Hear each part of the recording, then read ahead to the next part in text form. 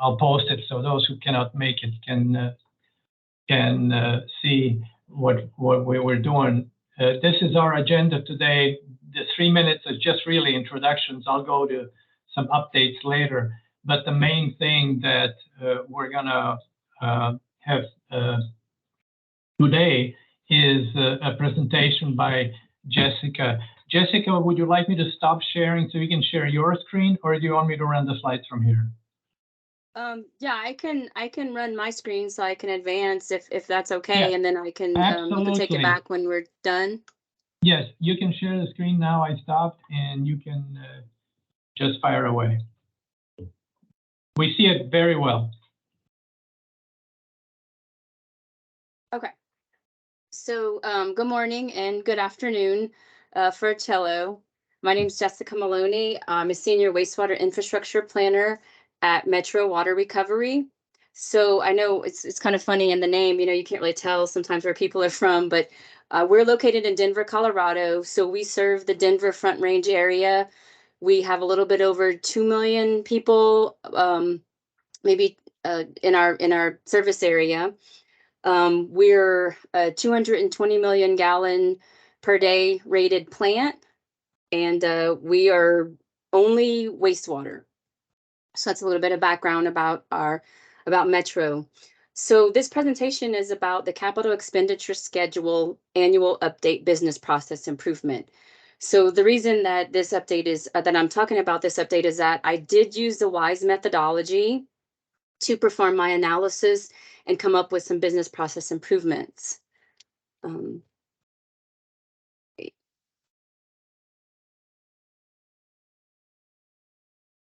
you go. Sorry. Yeah, I was having some trouble, wasn't going. Okay. Yeah, so here's a little bit of background about our capital expenditure schedule. It's very similar to other utilities CIP. It does include 10 years plus current year. So it's 11 years total on the Excel spreadsheet. We have fixed asset replacement projects, regulatory improvements, capacity expansions, and then we have an other category, which is typically safety projects. In our capital expenditure schedule, we use probability factors depicting uncertainties. So each project has probability factors. They're not specifically risk-based, but they are to lessen the impact to our cash flow, and we do have guidelines for applying the probability factors. So for instance, right now, before our probability factors, our 11 years is 1.4 billion, and after our probability factors are implied, we're at 950 million. So it brings it down about $500,000 in this particular case. Typically, our closer projects or our near-term projects have higher probabilities because there's less uncertainties. And then our projects that are 5, 6, 7, you know, few years out, especially some that aren't starting until the end of those 10 years, we have lower probability factors on them due to the uncertainties of a project that is that far out. So for finance, for figuring out our budgets, and we do hand into finance a forecast of 20 years. So for years 11 through 20 to get our capital outlay, we use our last 10 years expenditures and our next 10 years of planned projects. And then every year we do combine our capital outlay, or the CES, with our departmental operating budgets, revenue stream, and debt service. We turn all that into finance, and they use their spreadsheets to determine what the user rates are.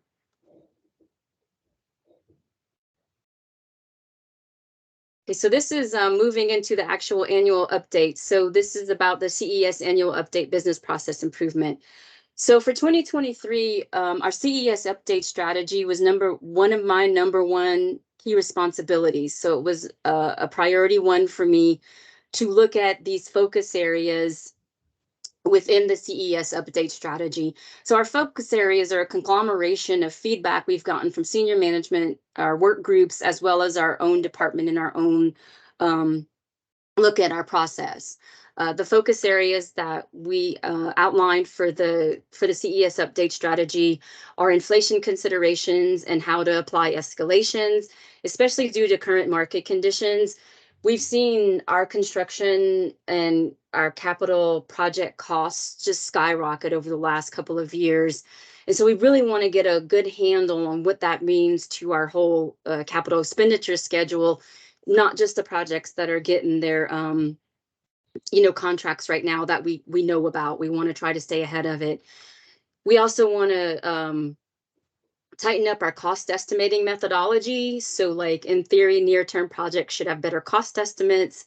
Some of our cost estimates are a little bit outdated. They were done with facility plans or other studies that are starting to get kind of old now. And then another focus area that we wanted to look at were the probability updates and timing of those probability updates. And those are the probabilities that I just spoke about from the previous slide. So like I did mention, I did use the WISE methodology to look at updating this business process, but some other non-WISE artifacts that are a big factor in this business process is a guidance document, a CES guidance document, the software tools we use, as well as other related business processes. So right now for the CES, it's an Excel model that we disseminate the information using Power BI and SharePoint. So, so for the CES update, I've been doing this CES update for 14 years now. I started assisting with the update when I first started at Metro 14 years ago, and I slowly, through the years, I moved into being the main control of the information that goes into the capital expenditure schedule. So I've been doing this for what I feel like is a long time, and it has been for my career. It's been a lot of years that I've been doing this. And so I'm just kind of like, well, I really don't know how to address these things other than I have a couple of ideas in my head. And I've been doing it for so long. I wanted to know what else is out there and what am I missing and what am I not seeing with this business process that I've been so directly involved in for so many years. So last year I was sitting in on the WISE all hands meetings, and I listened to the presentation, and we went. The WISE was going over the methodology, or steps you can use for a business process analysis and update. And so this is one of the slides from that presentation. It's a really cool slide that goes through the methodology steps, and it numbers them, and it's a really, really nice place to start. I thought so, and so this is what I used. So just real quickly, I kind of just outlined which steps I used, because I did not use all of them for certain reasons that I have. I did start with a charter, a preliminary planning, a charter that I put together. I've seen charters. We have charter for our work group. We have a charter for our department. And I was like, well, that would be a pretty good item for me to just kind of start getting these ideas I have onto paper. So I started with the charter and tried to include the items that I would need, such as the people involved, and trying to kind of figure out some goals I may have wanted to get from this business process update. So yeah, identifying the scope was pretty easy because I have those key responsibility in my key responsibility. I do have those focus areas. And then I also had some other ideas of what I wanted to get out of the business process improvement. I did start number 3. I started assessing the business process. I did not do a big assessment of the technology part for this improvement, this business process analysis, because that's going to be a really big part of another business process I have to look at. That is kind of going to this business process improvement is going to lead into a technology improvement, but that's a really, really big undertaking. And I wanted to try this methodology with something that was a little bit more manageable for me. So this is where I started. I did do a model of the as-is business process, which was really cool. I included the technology components, but I didn't really focus on them. I just wanted to include them so we know how they fit in. Steps 5 through 7, the analysis of as is and to be.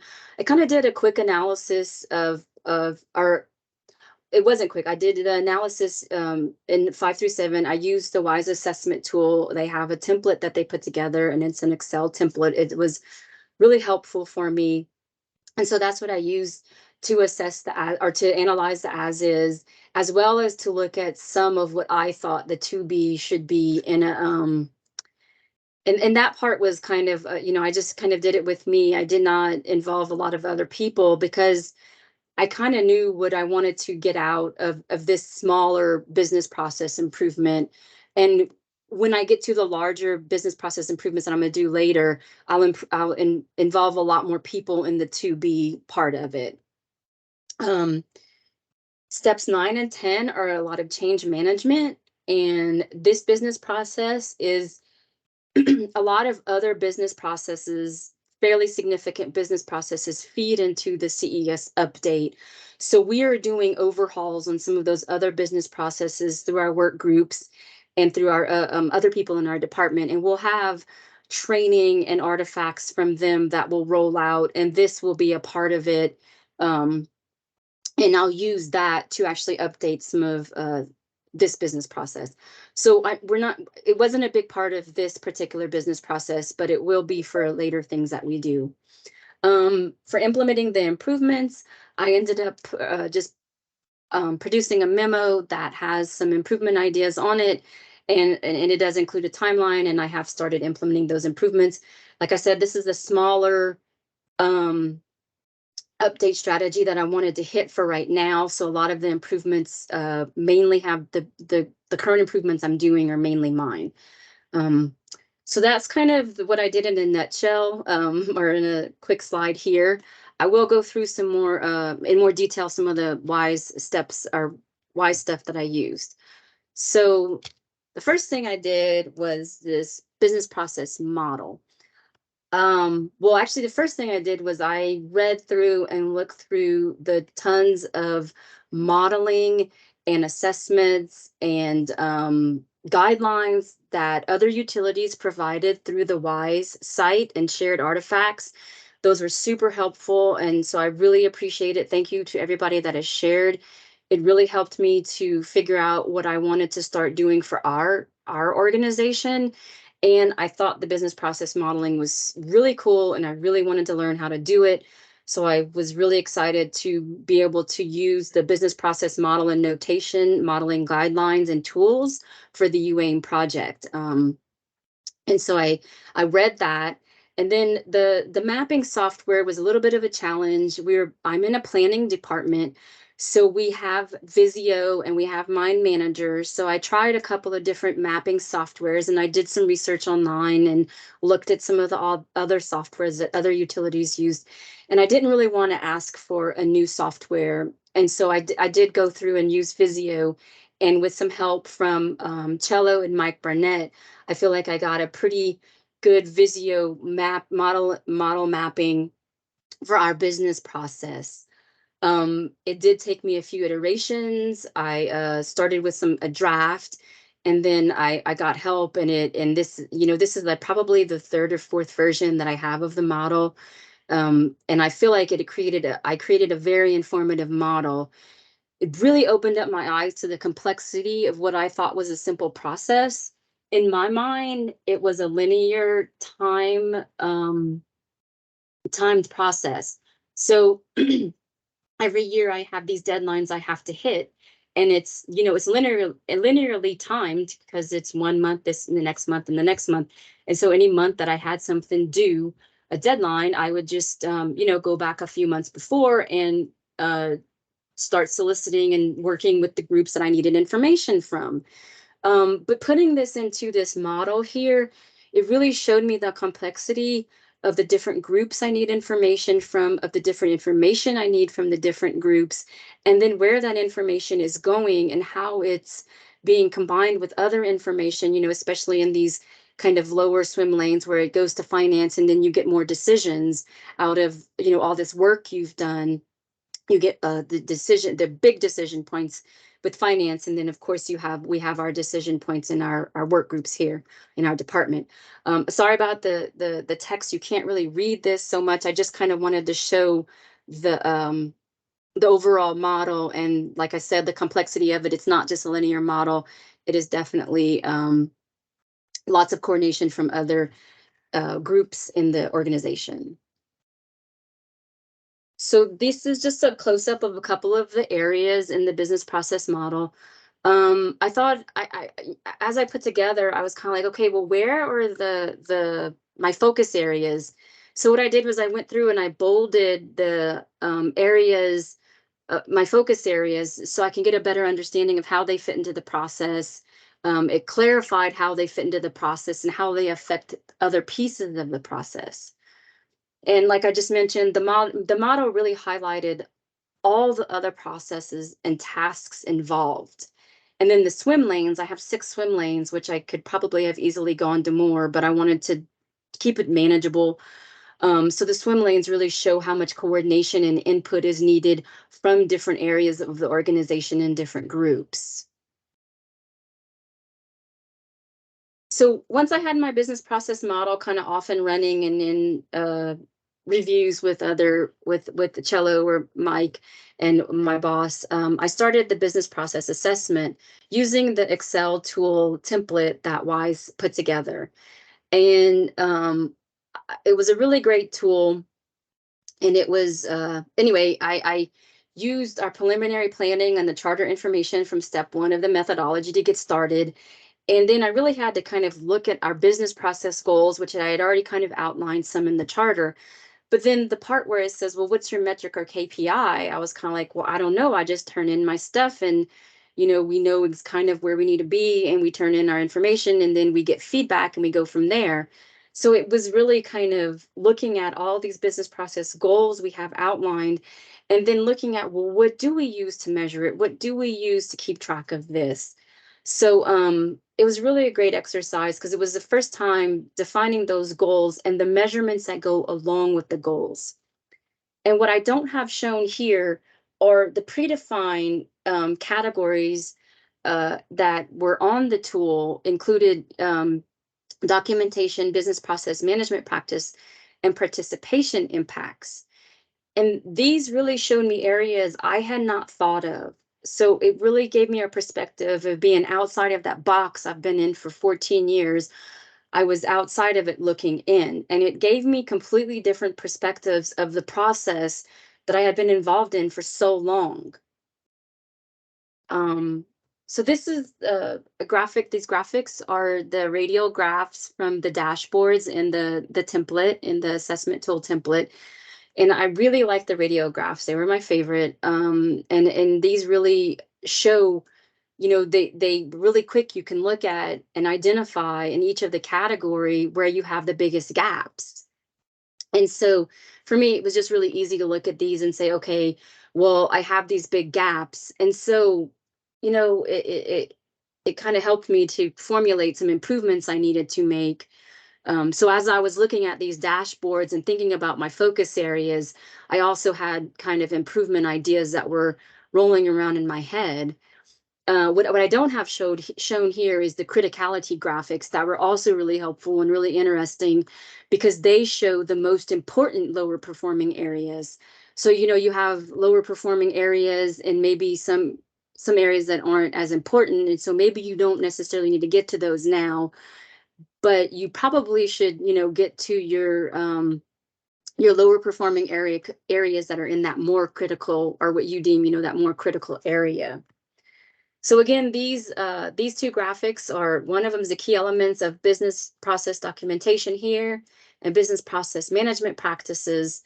And, I had never really thought about my documentation. And so all of these areas here were really eye-opening to me of learning about what documentation we have and what documentation we might need, or what documentation can maybe be better.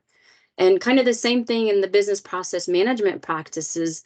These are all areas I had never really thought of. So a lot of them, like are measurement goals, and are your goals measurable, and, stuff like that. And I hadn't really thought about that because, like I said, I just met deadlines and kind of knew what I needed to have in those deadlines. And if they weren't, if our submittals were not okay, we were told you're not okay, you need to go back and you need to situate this CES. So anyway, it was really eye-opening and great to be able to look at this from a different perspective that I had not looked at before. And so the dashboards were really helpful, and I thought they were really cool. I really liked them. and being able to use them to identify those gaps.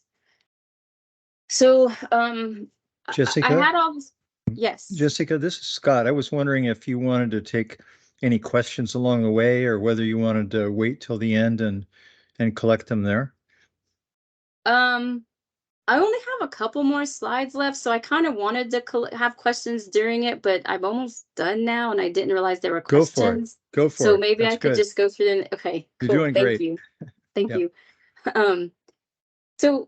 So what I did was I took all this information. I had the business process model, and I had the assessment tools I did.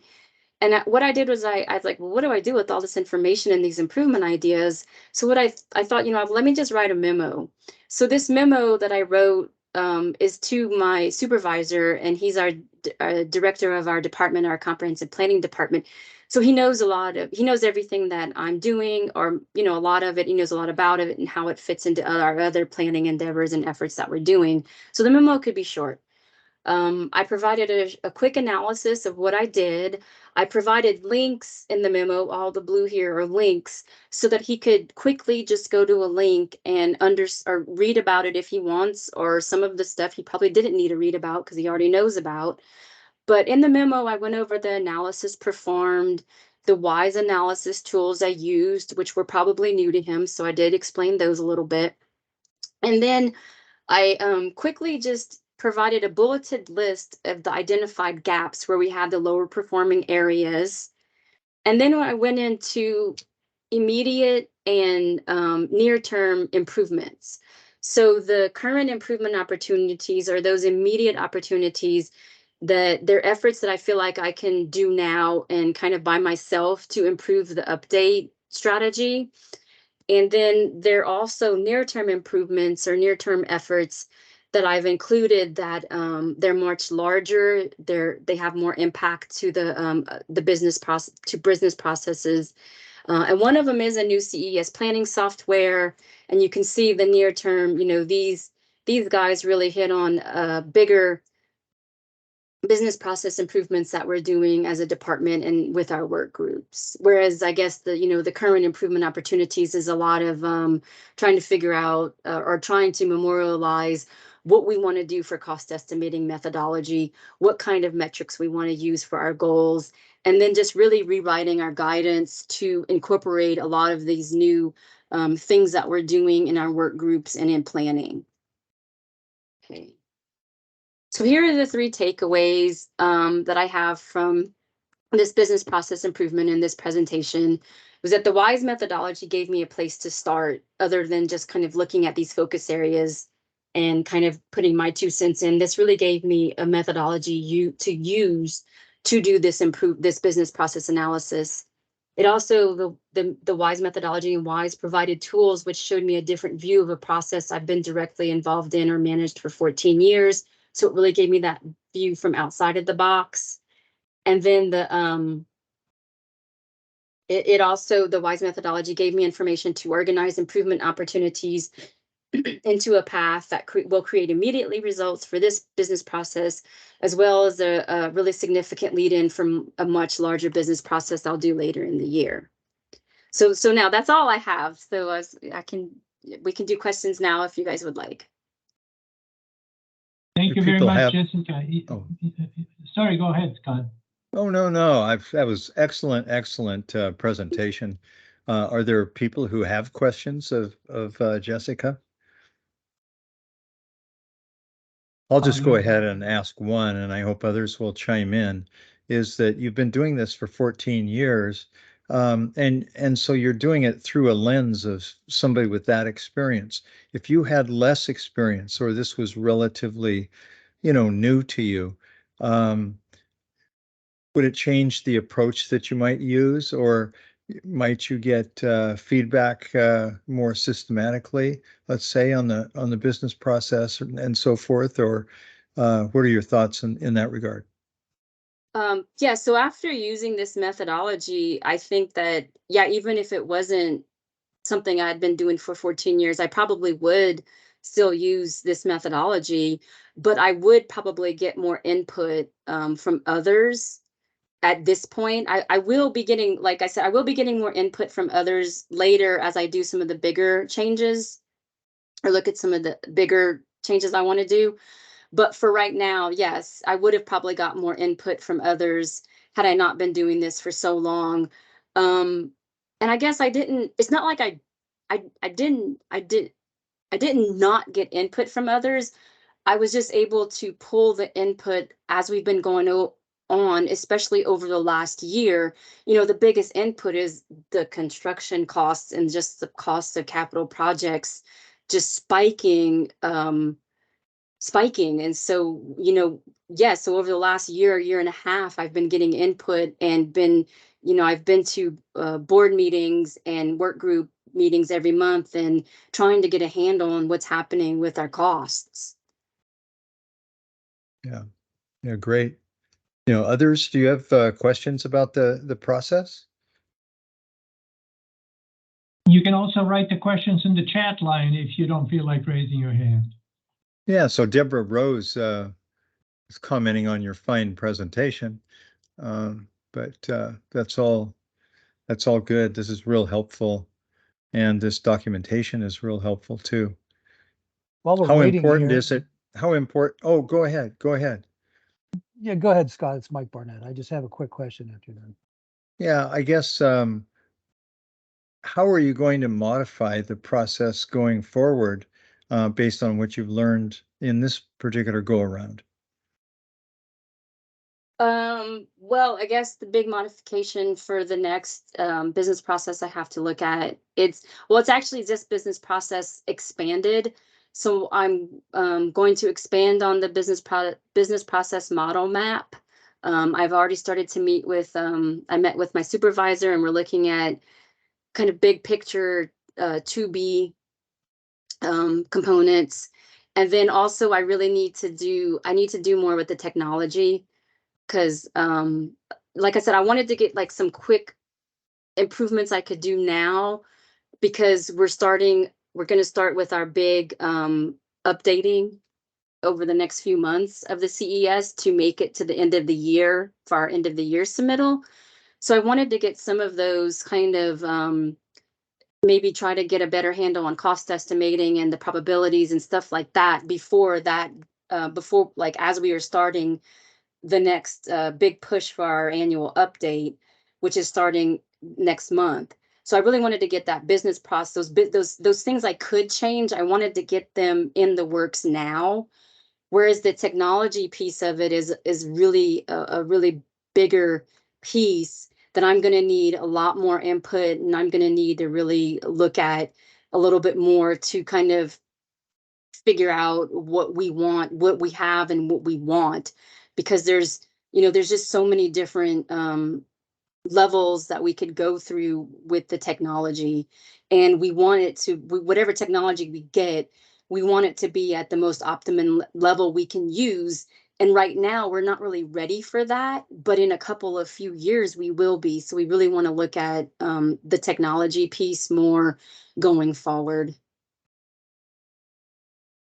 Great. Mike? Yeah, thanks, Scott.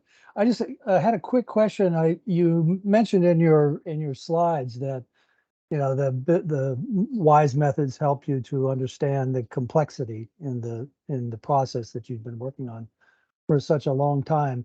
And one of the things you highlighted was understanding that clarifying how the different pieces fit together, the integration. And I wonder if also when you did your analysis, obviously there are a lot of decisions that take place in the model. And I wonder, as you did your analysis, whether this helped you to formalize those decisions, and whether what you thought about that. I mean, are there a lot or a little? How did this help improve that decision making? Questions like that. Yes. So when I first started putting together the model, there were a lot more decision points, and then I realized they weren't really decision points. So so when I first started doing the model, it was kind of more of like that linear progression I was trying to do. And I kind of realized that we're not making big decisions every month. There's not enough information, or, there's not enough kind of requests collected to make big decisions every month. So yeah, so I kind of realized, well, we're only really making big decisions when we hit this milestone and when we hit this next milestone. So it's helping us figuring out when we need to hit those big milestones with the capital for overall budgeting purposes, or it's helping us to determine that we don't need to do prioritization every month. That's something that we're really like, that's one thing I'm looking at with my supervisor right now, and working with the work groups as well, is when do we want to prioritize small projects? When do we want to prioritize large projects? What is the point of prioritizing one large project in 1 month? We need to really put together other information and other scenarios to look at large projects requests, and the same thing with small projects, except small projects, we probably need to look at them more often, but not every month. Because what we're ending up with the small projects is we have an appropriation, like a bucket for the small projects. And what's ending up kind of happening is we have a first come, first serve. And, we're like, well, we don't really want that, because at the end of the year, it's just so people that got their projects in March are going to have an easier time getting their projects through, because we still have money left in the balance. And so we're really looking at how do we want to look at those small projects and not hold anybody up too, because the small projects are supposed to go quicker. So yeah, we're using the model to figure out some of that to-be process and incorporating it with other efforts that we have going on and other concerns we have with our work groups. Yeah. Do you think you'll get to the point where those decisions get, in your procedures or the documentation that you make get formalized? Yes. Like do it this way or don't do it that way, Yes. something like that. Yes. I'm having ongoing meetings right now to try to nail down some kind of methodology for how prioritization fits into the CES. Not all of prioritization, because that's another effort that we're looking at, our value benefit framework that we have put together for our prioritization. And that's another really big effort that our department is doing too. So yeah, we're trying to figure out how that fits in and put it in the guidance, and then also incorporate it into our to-be model. There's a question from Josh Newman. Does your organization have a facility planning update cycle? And how did that process show up in your model assessment? Yeah, so we do have, every 5 years, we do a facility plan. And then in between the facility plan, we have studies that we are concurrently with the facility plan. We do have studies that are being done. For instance, right now we have a solids master plan, or that's being put together. And then I don't know how it's going to work all the way, like at the end of the day, I don't know how this is going to work, but we are in the process of changing out. We do a facility plan once every 5 years. Which in the past, what the facility plan would do is relook at our cost estimates, relook at our capacity requirements, and when we might need more capacity, as well as when we might need regulatory projects to be completed to meet regulatory limits. And so the facility plan would look at that every 5 years, and it would produce cost estimates and project timing that we could use, and that would typically do a somewhat of an overhaul to our capital expenditure schedule. Right now we're looking at changing from a 5-year facility plan cycle to doing integrated planning. And that's another effort that's kind of going on. And I'm not exactly sure how that's going to pan out right now, but we do have we're planning to try to do some type of integrated planning as opposed to the 5-year facility planning cycle. Also, Josh said that he really enjoyed hearing about your thought process. So I think Thank it was. you. Any other questions for Jessica?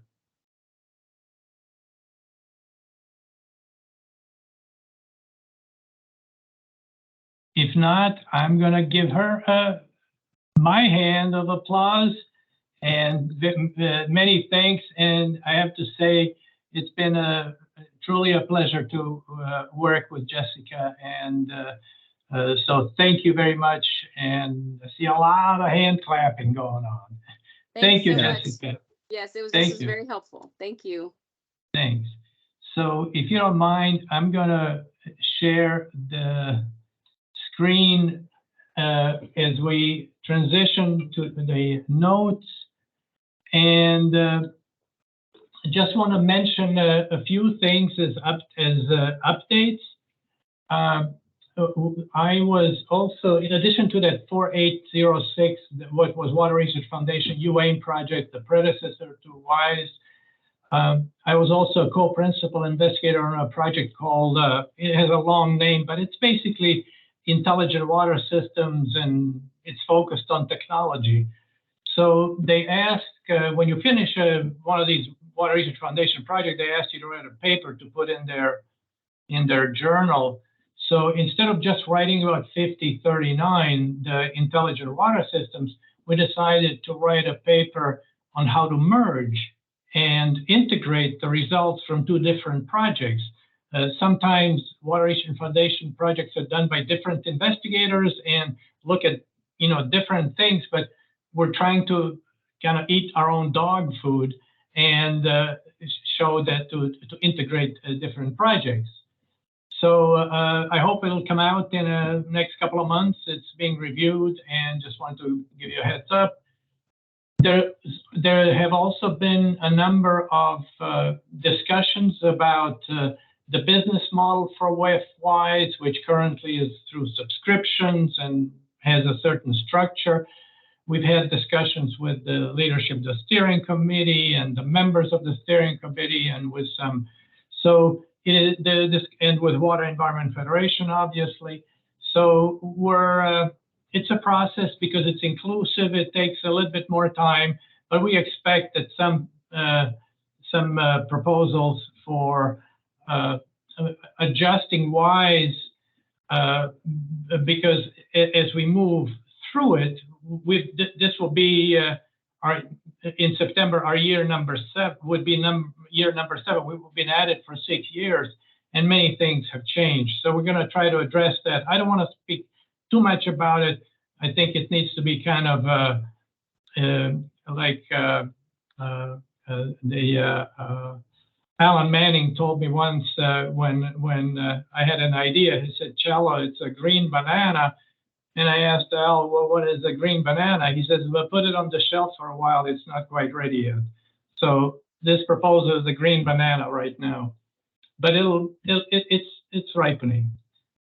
The other thing that I want to mention, what we've noticed is that utilities who have engaged external services to help them with different aspects of WISE methodology, that it was helpful.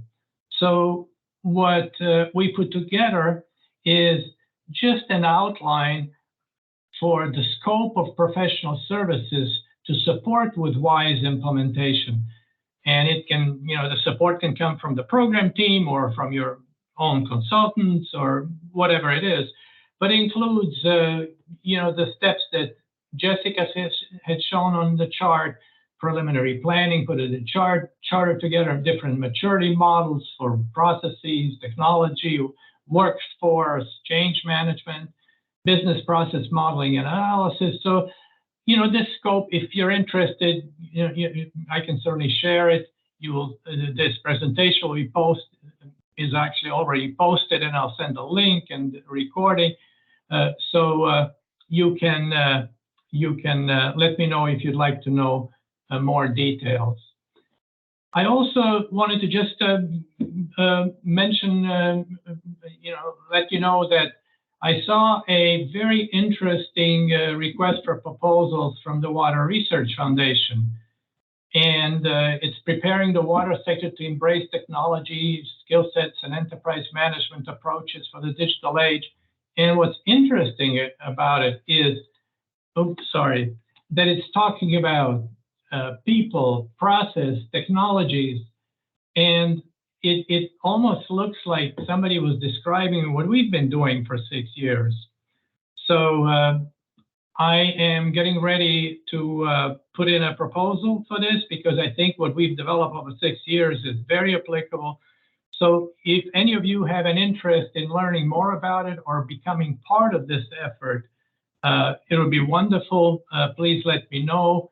If you'd like, I'll send you a copy of the request for proposal, and to let you know, I think it'll be very exciting because they want the project to develop practical guidance and framework, with specific business needs. I mean, it's exactly what we've been after. So that's just a little notice about that, and we're going to go to open discussion and see if people have any comments or ideas or more questions, either for me or for Jessica or maybe for Scott or Mike Barnett.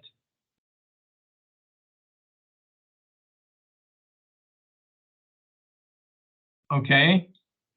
Well, Cello, this is Yeah. Scott, and I would just second what you were suggesting, is that people look at the RFP, that they get copies of it, and see both how it relates to the overall WISE effort that we're doing, but also for your utility, because it's almost like this next step was identified with all of us in mind. And it's pretty exciting to see what a plan might look like going forward. And thanks to Cello for grabbing this and running with it, because there's some real opportunities for us. Okay. I will. I see one note to provide the scope. I'll probably post it to in the folder where there'll be presentation for today's meeting as well. So and certainly email it with additional information to people who are interested in it. I was hoping to stay around at 45 minutes. We're 46 minutes into it. One more call to see if there are any questions or suggestions. Okay, well, let me just stop the recording. Okay, let me see.